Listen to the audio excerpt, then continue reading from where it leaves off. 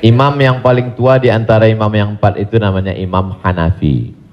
Meninggal tahun 150 Hijrah. Suatu ketika dia berdiri di depan rumah orang. Dia ada panas terik, dia berdiri di depan rumah orang. Padahal di depan rumah itu ada atapnya dan ada pohon kayu. Lalu orang bertanya kepada Imam Hanafi, Imam Hanafi, kenapa kamu tidak mau berlindung di bawah atap yang punya rumah itu? Dan kenapa kamu tidak mau berlindung di bawah pohon kayu? Kan lebih baik berlindung daripada kena panas. Apa kata dia? Saya meminjamkan uang pada orang ini dengan sistem gadai, maka saya tidak mau mengambil keuntungan dari dia. Ayyuma lahmin kullu qardin jarra naf'an fahuwa riba. Setiap gadai pinjaman kalau kita ambil manfaat maka itu berarti riba.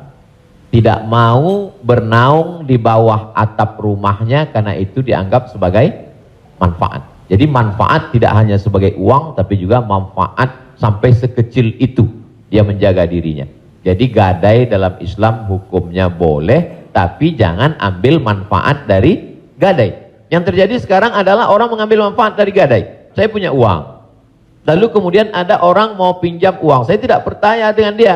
Ustadz pinjam uang 100 juta, saya nggak percaya. Kalau Ustadz nggak percaya, ini sawah saya 1 hektar. Ketika dia kasih sawahnya ke saya, maka sawah itu cukup sebagai jaminan. Tapi yang dilakukan orang sekarang adalah sawah itu dia tanam padi, dia ambil hasilnya. Hasilnya itu riba.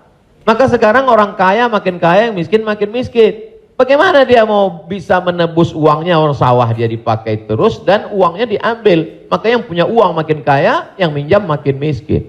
Padahal dalam Islam mestinya cukup suratnya saja dipegang. Kamu kalau mau garap sawah ini garaplah, nanti bayar hutangmu. Itu akhlak dalam Islam. Akhlak itu yang dihilangkan oleh riba.